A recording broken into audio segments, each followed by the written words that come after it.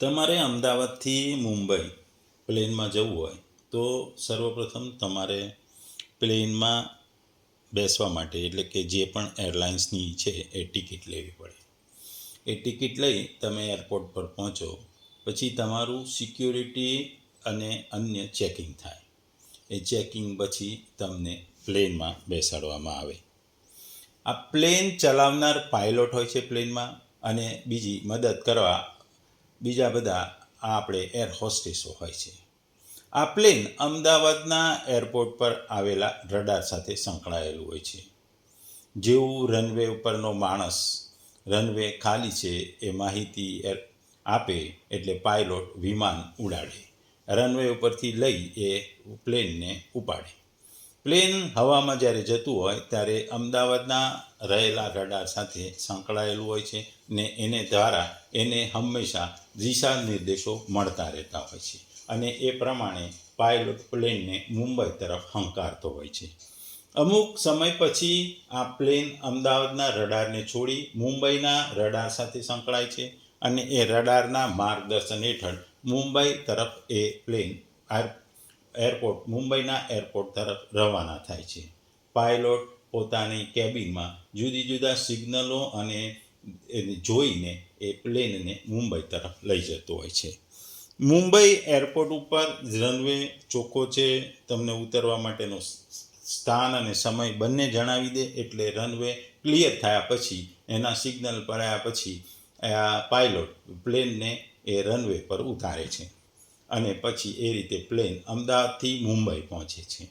આમ અમદાવાદથી મુંબઈ પહોંચવા માટે જુદી જુદી વ્યક્તિઓ આપણને પહોંચાડે છે. એમાં જુદી જુદી વ્યક્તિઓ સંકળાયેલી હોય છે. પ્લેન હોય છે, પ્લેન ચલાવનાર પાયલોટ હોય છે, એરપોર્ટ પરના સુરક્ષા અધિકારીઓ હોય છે, રડાર હોય છે, રડારનું સંચાલન કરતા વ્યક્તિઓ હોય છે, રનવે પરનો માણસ હોય છે. આ બધા વ્યક્તિઓના સહયોગથી સુનિયોજન આયોજનથી એ આપણને મુંબઈના એરપોર્ટ ઉપર આપણને વ્યવસ્થિત રીતે ટાઈમ સાથે અને સુરક્ષિત પહોંચાડે છે. એવી જ વસ્તુ અહીં ભગવાન આ શ્લોકમાં બ્રહ્મની પ્રાપ્તિ માટે કહે છે. બ્રહ્મ પ્રાપ્ત કરવા માટેના બે માર્ગ છે, દેવતાઓનો માર્ગ છે અને એક પિતૃ માર્ગ છે. આ બ્રહ્મની પ્રાપ્તિના દેવતાઓના માર્ગ વિશે ભગવાન આપણને આ શ્લોકમાં સમજાવી રહ્યા છે કે કેવી રીતે દેવતાઓ આપણને બ્રહ્મની પ્રાપ્તિમાં આપણને મદદ કરે છે અને આપણને બ્રહ્મની પ્રાપ્તિ કરાવે છે. ભગવદ્ ગીતાનો અધ્યાય 8મો અને એનો શ્લોક 24મો. અગ્નિ જ્યોતિ અહમ શુક્લ ષષ્ઠમાસા ઉત્તરાયણમ તત્ર પ્રયાતા ગચ્છન્તિ બ્રહ્મવિદો જનાહ.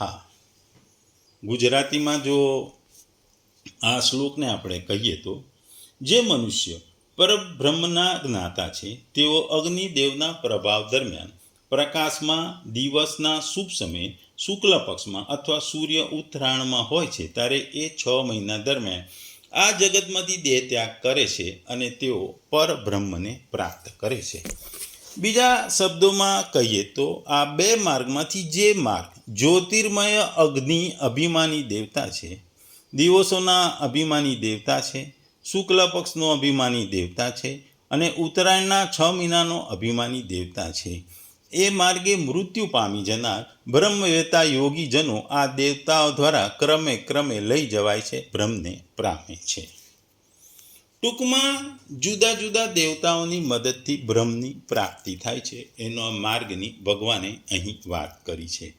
આગળ એમ કીધું એ પ્રમાણે બે માર્ગ છે, દેવતાઓનો માર્ગ અને પિતૃ માર્ગ. અહીં ભગવાન આપણને દેવતાઓના માર્ગની વાત કરે છે. આપણે જોઈએ છે કે જ્ઞાન એટલે કે પ્રકાશ છે અને અજ્ઞાન એ અંધકાર છે. જેની પાસે બ્રહ્મ જ્ઞાન છે, જે બ્રહ્મનું જ્ઞાન છે, એ આપણને બ્રહ્મ પાસે લઈ જાય છે. અહીં બ્રહ્મ જ્ઞાન પ્રકાશ હોવાથી પ્રકાશ પેદા કરતી 5 બાબતોનો અહીં ઉલ્લેખ કરવામાં આવ્યો છે. એક અગ્નિ, બીજો પ્રકાશ, ત્રીજો દિવસ, ચોથું તેજસ્વી પખવાડિયું અને 5મું ઉત્તરાયણ એટલે ઉત્તરીય અયન. તેજસ્વી સ્થિતિ બ્રહ્મ જાણકારોને જ મળે છે, અન્યને નહીં.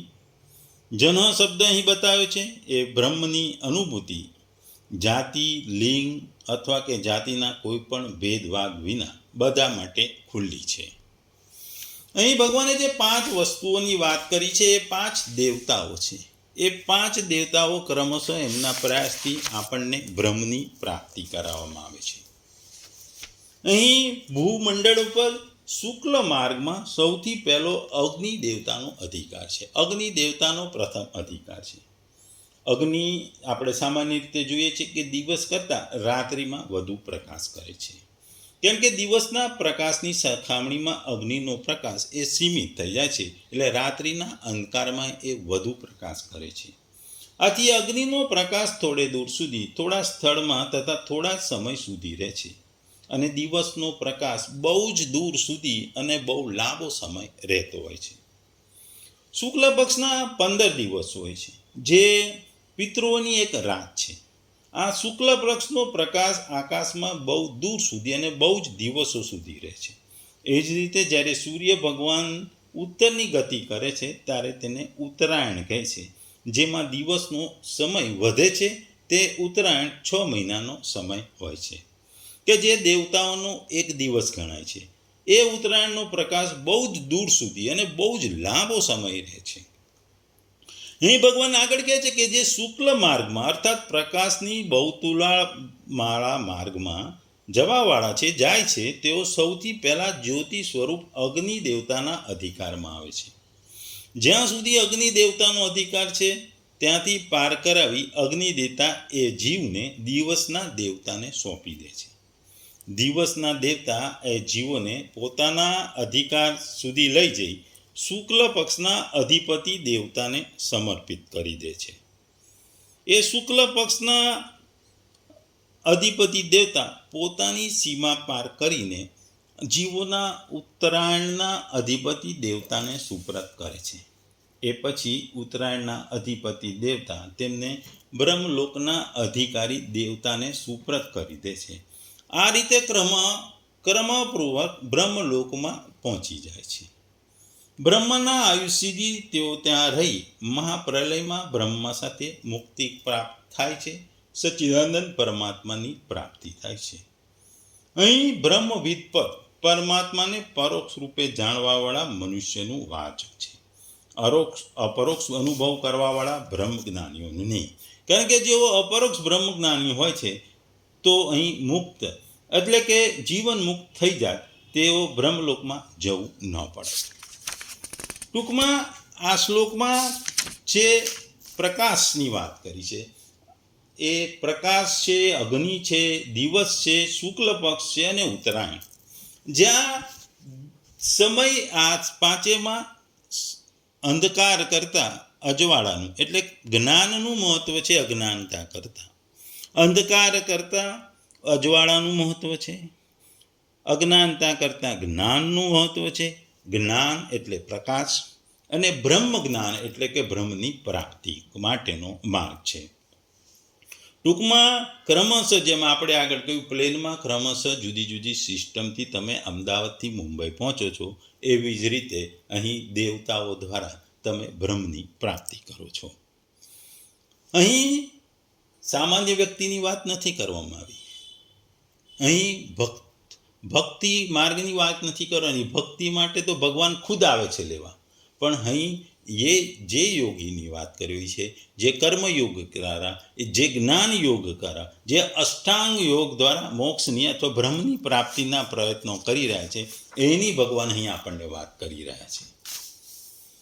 અહીં બ્રહ્મ શબ્દ એટલે કે સગુણ પરમેશ્વર માટે વાપર્યો છે.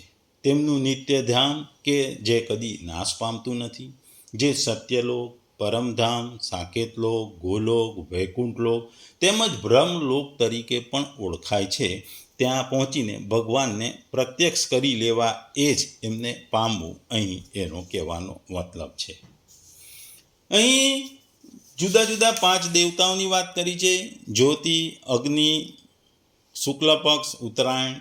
આ દેવતાઓ તમને બ્રહ્મની પ્રાપ્તિના માર્ગમાં મદદ કરે છે, અને આ માર્ગમાં મદદ કરતાં કરતાં તમે તમારા બ્રહ્મની પ્રાપ્તિ કરી શકો છો.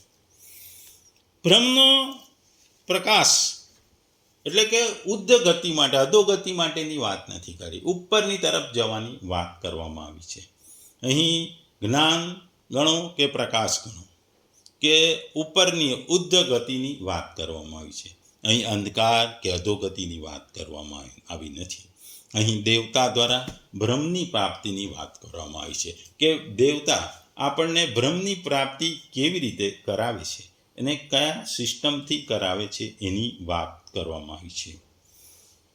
અગ્નિથી ઓળખાયેલા દેવતામાંથી કોઈ વ્યક્તિ પ્રકાશથી ઓળખાયેલા અર્ધદેવ સુધી પહોંચી જાય છે અને ત્યાંથી તે દિવસ સાથે ઓળખાયેલા દેવતા પાસે જાય છે. પછી તેની પાસેથી મીનના ચંદ્ર સાથે ઓળખાયેલા દેવતા જાય છે અને તેમની ડેમીગોડના 6 મહિના સાથે ઓળખવામાં આવે છે. જે વેક્સિંગ સૂર્ય તેના ઉત્તરીય માર્ગ પર જાય છે ત્યાં સુધી ત્યાંથી વ્યક્તિ વર્ષ અને તેની વધુ સાથે ઓળખાતા દેવતાઓ સુધી પહોંચી જાય છે. આપણે જોઈએ છે કે જીવનમાં લોકો મૃત્યુ જીવતા થઈ ગયા છે, જેઓ મૃત્યુ જીવતા થઈ ગયા છે, અને સામાન્ય લોકો જીવતા પણ મરેલા હોય છે. એટલે ઘણા જીવતા હોય છે મરેલા જેવું છે, મરેલા પણ જીવિત થઈ ગયા એટલે કે જીવતા થઈ ગયા હોય છે, એવી આપણા સમાજમાં વાત છે. આપણે કહેતા હોય છે કે આ માણસ મરતા જીવે છે, એટલે કે સમાજને કોઈ ઉપયોગી નથી, સમાજ માટે કશું નથી, મરતા કહે. અને જે માણસ મરી ગયા છે કે જેણે સમાજ માટે કામ કરીને મરી ગયા છે, એઓ મરી ગયા છે પણ તેઓ જીવત છે, કારણ કે એમના કર્મો, એમના કાર્યો આજે પણ આપણને યાદ આવે છે. આપણે જોઈએ છે કે મોક્ષની પ્રાપ્તિ માટે આપણે ત્યાં ખાસ કરીને સનાતન ધર્મમાં, હિન્દુ ધર્મમાં આપણે એવું કહેવામાં છે કે વારાણસીમાં મૃત્યુ પામે તો તમે સારા હો કે ખરાબ હો, સંત હો કે પાપી હોય, ફરક પડતી નથી. કારણ કે વારાણસીમાં જો તમે મૃત્યુ પામે તો સીધા તમે સ્વર્ગમાં જશો. એટલે વચ્ચે ઘણા વર્ષો પહેલાં એવું કહેવામાં હતું કે વારાણસીમાં વૃદ્ધોની સંખ્યા વધી ગઈ છે, કારણ કે જેવો વ્યક્તિ વૃદ્ધ થાય એટલે એ વારાણસી તરફ દોટ મૂકે, કારણ કે એને એવું હોય કે મને ભગવાન જીવન દરમિયાન નથી ભક્તિ કરી, નથી અષ્ટાંગ યોગ કર્યો, નથી કર્મયોગ કર્યો, તો હું વારાણસી જઈ અને મોક્ષની અથવા સ્વર્ગની પ્રાપ્તિ કરું.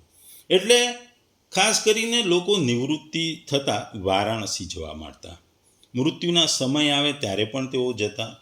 એટલે એમને સ્વર્ગના પ્રવેશવા માટેનો વારાણસી એક મોકો ગણાતો. આને કારણે વારાણસીમાં ધીરે ધીરે વૃદ્ધોની સંખ્યા વધી ગઈ હતી. આપણે કબીરનું નામ જાણ્યું છે. કબીર પણ ઘણો સમય વારાણસીમાં રહ્યા હતા, પણ કબીરને એવું નહોતું કે હું વારાણસી સ્વર્ગની પ્રાપ્તિ માટે આવું છું. કબીર આખું જીવન વારાણસી રમ્યા, પણ વારાણસીની સામે એટલે કે ગંગાને પેલા કિનારે એક મગહર નામનું શહેર હતું, એ જગ્યા હતી. ત્યાં એવું કહેવાતું કે મૃત્યુ ત્યાં પામો તો પછી તમે ગધેડા બની જાઓ. કબીર તો આમ આખું જીવન અહીંયા રહ્યા, વારાણસીમાં રહ્યા, પરંતુ મરતા પહેલાં તેમણે લોકોને કહ્યું મને મગહર લઈ જાઓ, મારે મગહરમાં મરવું છે. તો લોકો કહે તમે ગાંડા થઈ ગયા છો, તમે વૃદ્ધ થઈ ગયા હોવા છતાં મગહરમાં જે મૃત્યુ પામે છે નરકથી પણ ખરાબ થાય છે, ગધેડો બની જાય છે, તો તમે શું ગધેડો બનવા માંગો છો? કબીરે કહ્યું ગધેડો હોય કે ન હોય, હું પોતે જ બનવા માગું છું.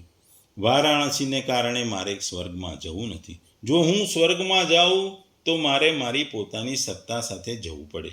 મારે મગહરથી સ્વર્ગમાં જવું છે.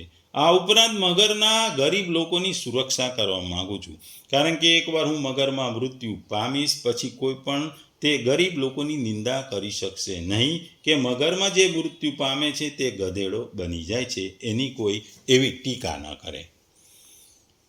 કબીર જેવો માણસ ગધેડો બની શકે છે. જ્યાં પણ તે મૃત્યુ પામે છે અને જ્યાં પણ તે રહે છે અને જે જ્યાં પણ છે અને જ્યાં પણ જશે એ સ્વર્ગ જ હશે. ટૂંકમાં મૃત્યુ ક્યાં થાય? મૃત્યુ પછી બ્રહ્મની પ્રાપ્તિ, સ્વર્ગની પ્રાપ્તિ માટે દરેક વ્યક્તિઓ પ્રયત્ન કરતા હોય છે. આ શ્લોકમાં યોગીઓની જે વાત કરી છે, જેઓ દેવતાઓની મદદથી, દેવતાઓના માર્ગે બ્રહ્મની પ્રાપ્તિ કરે છે, એની વિસ્તૃત માહિતી કરવામાં આવી છે. આ શ્લોકમાં બ્રહ્મવિદ શબ્દ બ્રહ્માના ઉપાસનામાં રોકાયેલા વ્યક્તિને દર્શાવે છે. બ્રહ્મના ઉપાસનામાં રોકાય, અને આ શબ્દનો પ્રાથમિક અર્થ નથી. બ્રહ્મ શબ્દ અહીં કાર્ય બ્રહ્મ એટલે કે અપરા બ્રહ્મ એટલે કે સગુણ બ્રાહ્મણ એટલે કે બ્રહ્માજી એટલે કે હિરણ્ય ગર્ભનો ઉલ્લેખ કરે છે. અહીં કાલ શબ્દનો સમય તરીકે નહીં પણ દેવતાઓના અર્થમાં લેવામાં આવ્યો છે. એટલા માટે કારણ કે બ્રાહ્મણ ઉપાસક માટે ચોક્કસ સમયે મૃત્યુ માટે કોઈ પ્રતિબંધ નથી. સારી રીતે સમજવા માટે આપણે છાંદોગ્ય જોવું પડે. આપણે એમ આગળ કીધું કે 2 રસ્તા છે. પહેલો દેવમાર્ગ છે, બીજું પિતૃમાર્ગ છે. આ શ્લોકમાં આપણે દેવમાર્ગનું વર્ણન કરવામાં આવ્યું છે. અહીં ખાસ કરીને અગ્નિ, જ્યોતિ, દિવસ, સમય, ઉજ્જવળ પખવાડિયું અને ઉત્તરાયણના 6 મહિનાનો શબ્દ સમયની અધ્યક્ષતામાં રહેલા દેવતાઓના માટે વાપરવામાં આવ્યો છે. તેઓ એક માર્ગ બનાવે છે, એક માર્ગ બતાવે છે, અને આ જે માર્ગમાં મૃત્યુ પામે છે એ ક્રમ રીતે બ્રહ્મને પ્રાપ્ત કરે છે, અને એ મુજબ એ બ્રહ્મની પ્રાપ્તિ કરે છે. અહીં માર્ગમાં જો આપણે વિચારીએ તો સૌ પ્રથમ અર્ચી દેવતા પાસે જાય છે, એટલે કે દેવતા જે અર્ચીના અભિમાની દેવતા છે, જે અર્ચી સાથે ઓળખાય છે. પછી દેવતા તેના દેવતા પાસે લઈ જાય છે, જે અગ્નિનો અભિમાની છે. પછી દેવતા પાસે લઈ જાય છે, જે દિવસના છે. એટલે જ અગ્નિ, જ્યોતિ, દિવસ, સમય, ઉજ્જવળ પખવાડિયા, ઉત્તરાયણ, આ એક સ્ટેપ પછી આગળ મૃત્યુ પામે છે, અને એ છેવટે બ્રહ્મની પ્રાપ્તિ કરે છે. સૌ પ્રથમ જે અગ્નિ, પછી જ્યોતિ, પછી દિવસ, સમય, પછી ઉજ્જવળ પખવાડિયું અને ઉત્તરાયણ, અને છેલ્લે બ્રહ્મની પ્રાપ્તિ. એટલે બ્રહ્મની પ્રાપ્તિ થાય એટલે મનુષ્ય લોકમાં પાછા આવવાનું ના થાય. એટલે ખાસ કરીને આ દેવ માર્ગની વાત ભગવાન અહીં કરી રહ્યા છે. અહીં બ્રહ્મવિદ શબ્દ પણ વાપર્યો છે. અહીં બ્રહ્મવિદ પદ નિર્ગુણ બ્રહ્મના તત્વને અથવા સગુણ પરમેશ્વરના ગુણ, પ્રભાવ, તત્વને, સ્વરૂપને શાસ્ત્રોને આચાર્યોના ઉપદેશ અનુસાર શ્રદ્ધાપૂર્વક પરોક્ષ ભાવથી જાણકાર ઉપાસકોનું તથા નિષ્કામ ભાવથી કર્મ કરનારા કર્મયોગીઓ માટેનું વાચક છે.